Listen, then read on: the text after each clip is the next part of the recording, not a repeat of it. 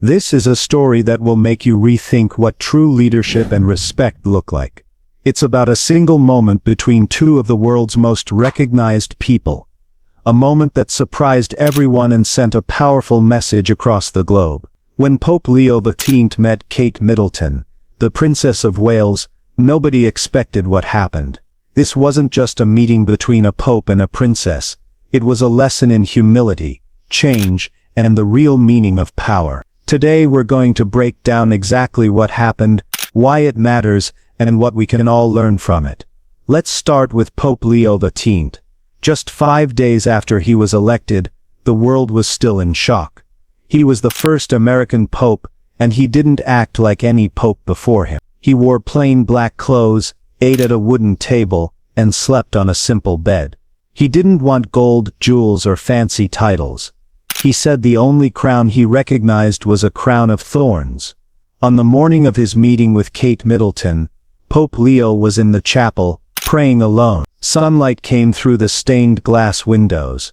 A Vatican aide came in and said, "Your Holiness, Catherine, the Princess of Wales is coming to see you. She wants to congratulate you in person." The Pope thought for a moment, then said, "Prepare the room, but we're not doing things the usual way.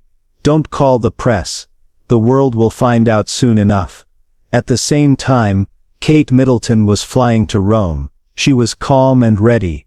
Her team made sure everything was perfect. Her speech was carefully written to show respect and connection. Her clothes were simple but elegant, soft ivory and pearls. Her assistant said, "This pope is different. He breaks the rules." Kate replied, "I'm not here to impress him. I'm here to meet him as one symbol to another." As her plane landed, the Vatican was buzzing. This was the first time a British princess would meet an American pope. The room where they would meet was usually full of gold and velvet.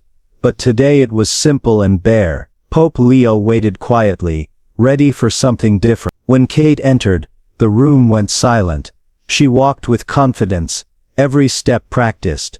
Cameras flashed. She reached out her hand and said, "Your Holiness, on behalf of the British people, it is an honor to greet you." But Pope Leo did not shake her hand. He looked at her calmly and kept his hands folded in his lap. Kate's hand hung in the air for a moment. Then she slowly lowered it.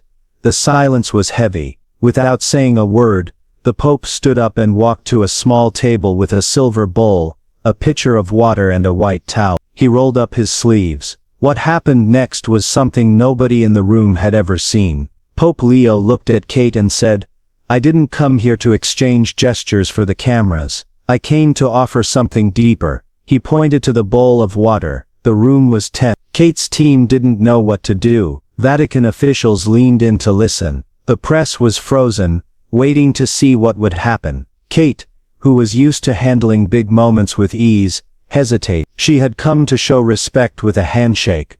But now the Pope was asking her to do something much more meaningful. "If you're willing," the Pope said, "join me in a ritual older than any title we have." The bowl of water was simple, but it meant something important. Kate stepped forward, unsure but curious. The Pope poured water into the bowl and said, "In the Gospel of John, Jesus washed his followers' feet to show that no leader is above those they serve." He dipped his hands in the water and waited. Kate took the towel and gently dried the Pope's hands. It was a quiet, respectful moment. For the first time the cameras showed her not as a royal but as a person willing to be humble and present. Then the Pope washed Kate's hands. These were the hands that had held her children, waved to crowds and carried the weight of royal duty. Now in this moment, they were being honored in a new way. When it was done, nobody clapped or spoke.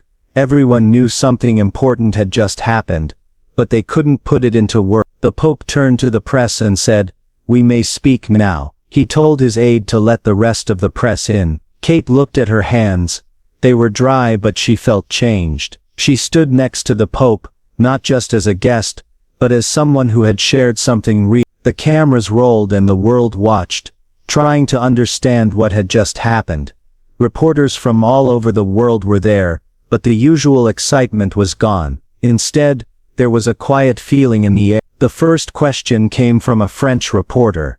"Your Holiness, you refused the princess's handshake. Was that a sign of rejection? Pope Leo answered, "It was a sign of intention. Today people do things for applause, not for meaning. I didn't refuse to shame her. I wanted to invite her into something deeper." His words made people think. Kate stood beside him, looking thoughtful. She said, "I was surprised but not offended. I expected protocol. Instead, I got perspective." Another reporter asked, "Was this just for the camera?" The Pope smiled a little. "If we had planned it, it would have been meaningless. It was real." She didn't just react, she responded. Kate nodded.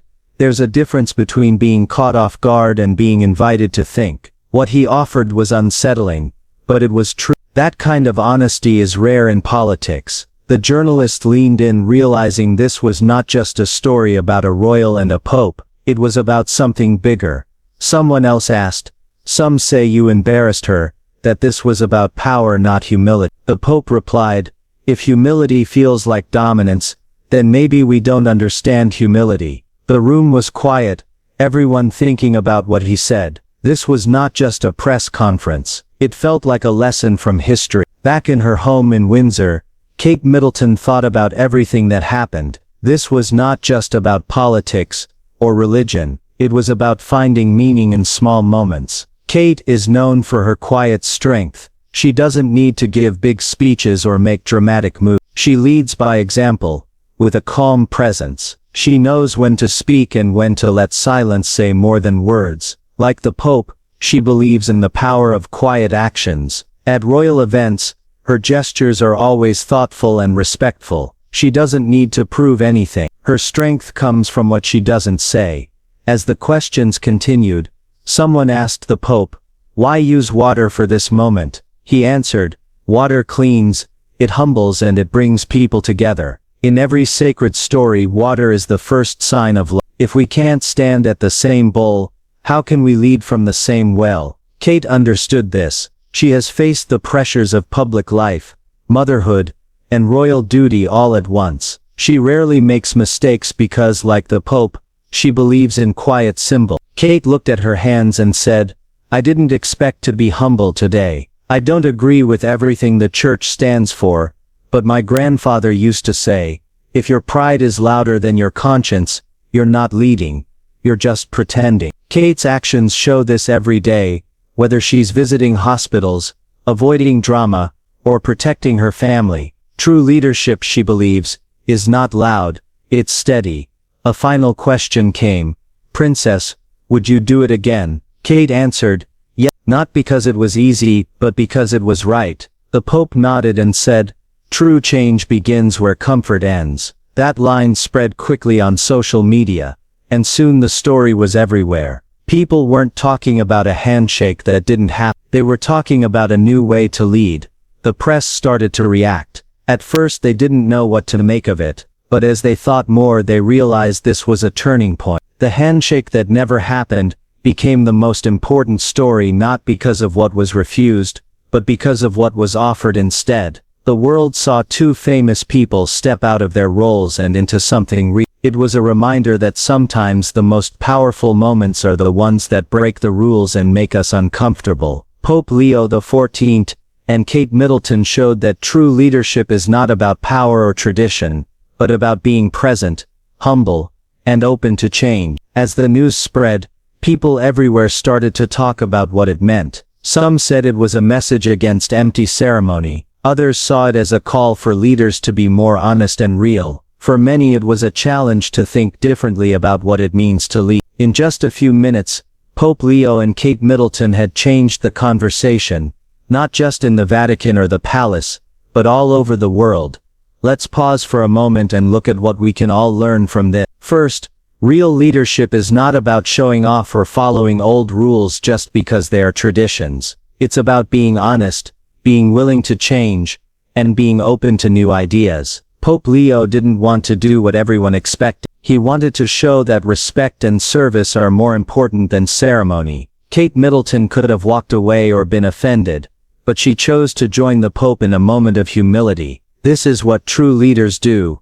They put meaning before image. Second, this story teaches us that sometimes the most important moments are the ones that make us uncomfortable. When we step out of our comfort zones, we grow and learn. The Pope and Kate both took a risk. They didn't know how the world would react, but by doing something different, they inspired millions to think about what really matters. Third, this story is a reminder that small actions can have a big impact.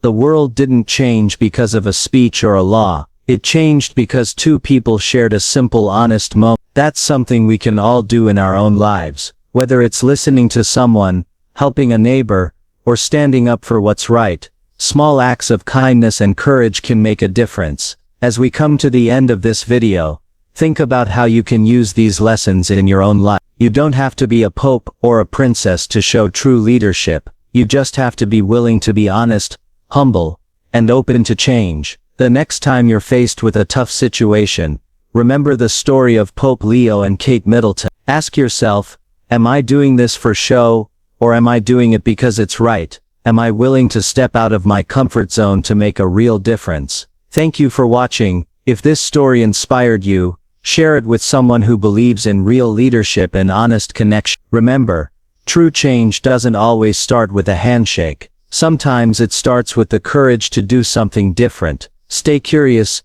stay humble, and never forget the power of a single honest moment. If you enjoyed this video, don't forget to like, subscribe, and click the bell so you never miss a story that matters. See you in the next video.